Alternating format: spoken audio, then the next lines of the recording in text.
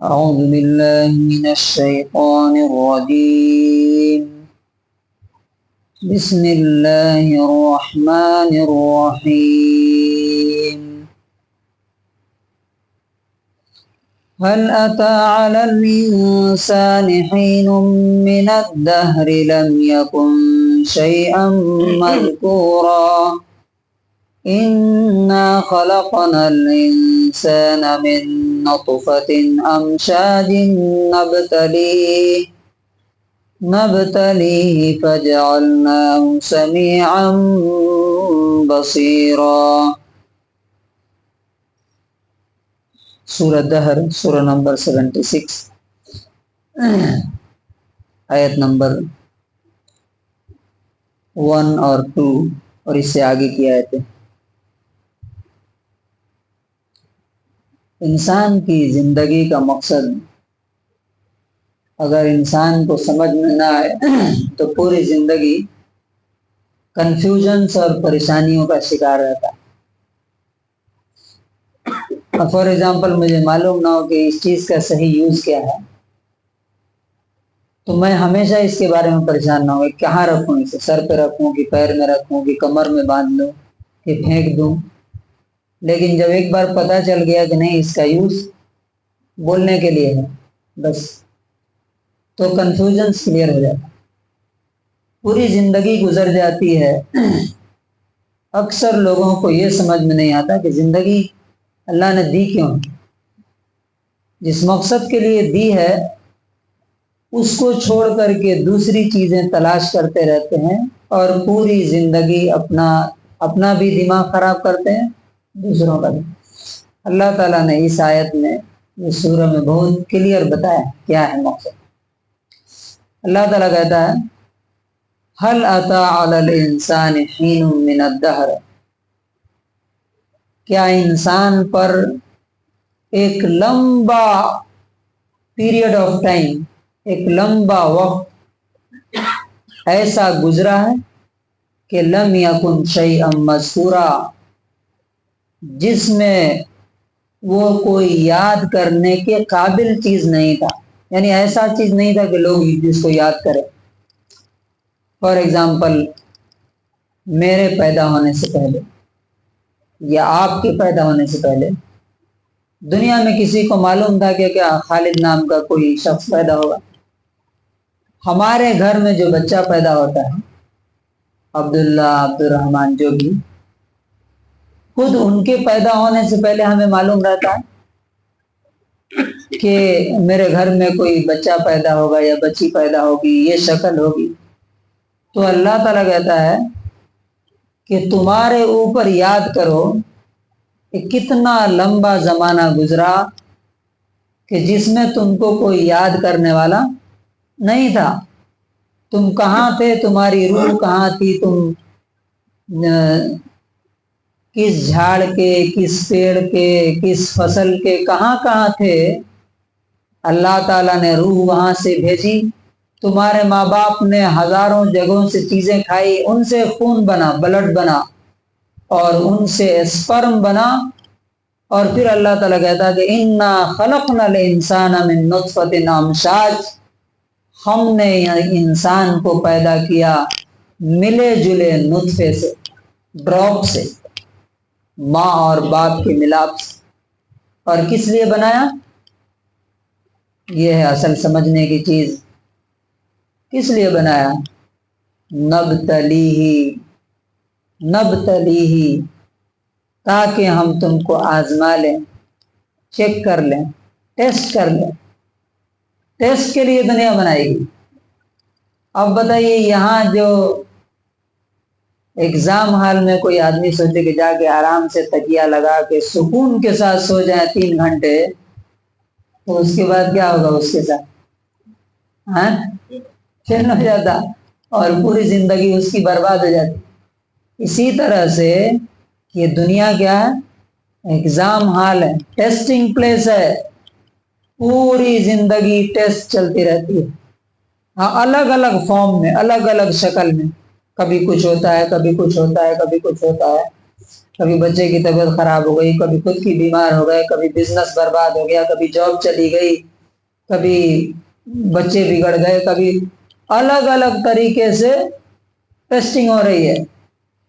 اب جو آدمی یہ چیز نہیں سمجھتا ہے نا، وہ دنیا کو اپنی جنت بنانے کی کوشش کرنا شروع کر دیتا ہے۔ تو ظاہر بات ہے، اب ٹرین جا رہی ہے بنگلور، آپ سوچ رہے ہیں کہ میں کہاں پہنچ جاؤں، بامبے، تو کیا ہوگا؟ ایسا ہو سکتا ہے کیا؟ نہیں ہو سکتا۔ تو اللہ تعالیٰ کہتا ہے ہم نے تمہیں آزمانے کے لیے، چیک کرنے کے لیے بنایا۔ پیسہ ملا ہے تب بھی ٹیسٹ ہو رہا ہے کہ صحیح یوز کرتا ہے یا عیاشی کرتا ہے۔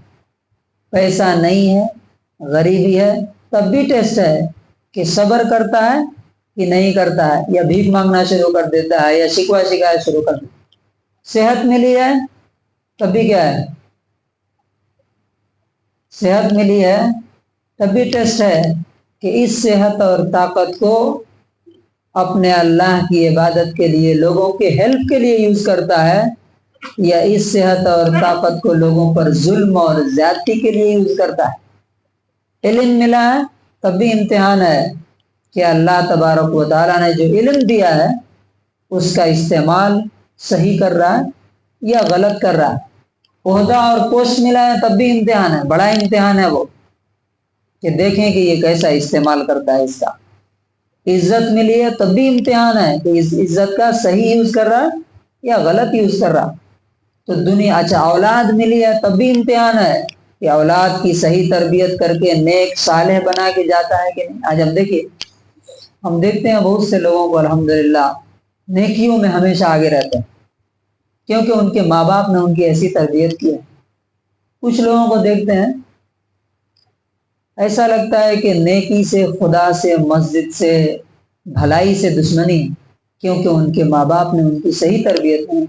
پورا رمضان گزر جاتا ہے لیکن ذرہ برابر احساس نہیں ہوتا ہے کہ کچھ نیا ہو کر کے گزرا ہے۔ کیوں؟ کیونکہ ان کے ماں باپ کو بھی اللہ نے اولاد دی لیکن انہوں نے ان کی صحیح تربیت نہیں کی۔ اور جن کو اولاد نہیں ملی ہے ان کا بھی ٹیسٹ ہے کہ دیکھیں وہ کیا کر دیں، فلاں مدار بابا کے یہاں، فلاں کون پہاڑ بابا کے یہاں جا کر کے دعا، ان سے دعا مانگتے ہیں کہ اولاد دیجیے، یا صبر کرتا ہے کہ اللہ تعالیٰ نے میرے مقدر میں لکھا ہے تو اللہ تعالیٰ مجھے ضرور دے گا، نہیں لکھا ہے تو دنیا کی کوئی طاقت۔ تو اولاد ملی ہے تب بھی ٹیسٹ ہے، نہیں ملی ہے تب بھی ٹیسٹ ہے۔ بیٹا ملا ہے تب بھی ٹیسٹ ہے، بیٹی ملی ہے۔ اللہ تعالیٰ قرآن میں کیا کہتا ہے؟ وَلِلَّهِ مُلْكُ السَّمَاوَاتِ وَالْأَرْضِ، آسمان و زمین کی حکومت اللہ کے لیے۔ يَخْلُقُ مَا يَشَاءُ، جو چاہتا ہے پیدا کرتا ہے۔ يَهَبُ لِمَن يَشَاءُ إِنَاثًا، جسے چاہتا ہے بیٹیاں دیتا ہے۔ وَيَهَبُ لِمَن يَشَاءُ الذُّكُورَ، جسے چاہتا ہے بیٹے دیتا ہے۔ أَوْ يُزَوِّجُهُمْ ذُكْرَانًا وَإِنَاثًا، جسے چاہتا ہے بیٹے اور بیٹیاں دونوں دیتا ہے۔ وَيَجْعَلُ مَن يَشَاءُ عَقِيمًا، جسے چاہتا ہے دونوں میں سے کچھ بھی، دونوں میں سے کچھ بھی نہیں دیتا، عقیمہ، بانجھ بنا دیتا۔ انہ علیم قدیر، وہ سب کچھ جانتا ہے اور ہر چیز پر کنٹرول ہے، چاہے تو سب کو سب کچھ دے سکتا ہے لیکن وہ جانتا ہے کہ کس کا ٹیسٹ کس چیز کے ذریعے کرنا۔ تو اللہ تعالیٰ نے دنیا میں کس لیے بنایا؟ ٹیسٹ کے لیے بنایا۔ فَجَعَلْنَاهُ سَمِيعًا بَصِيرًا، اسی لیے ہم نے اس کو کیا دیا؟ سمیعاً، کان بھی دیا ہے تاکہ سنے،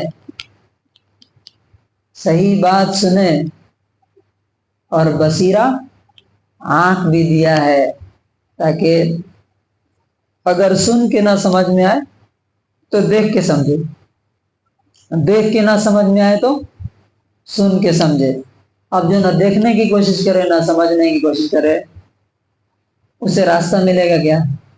نہیں مل سکتا۔ تو کنکلوژن اور خلاصہ کیا ہے کہ زمانہ گزر گیا، ہم نہیں تھے، اللہ ہماری جگہ پہ کچھ دوسرے لوگ تھے، ان کا ٹیسٹ چل رہا تھا، وہ ختم ہوئے، اللہ تعالیٰ نے ان کی جگہ پر ہمیں بھیجا۔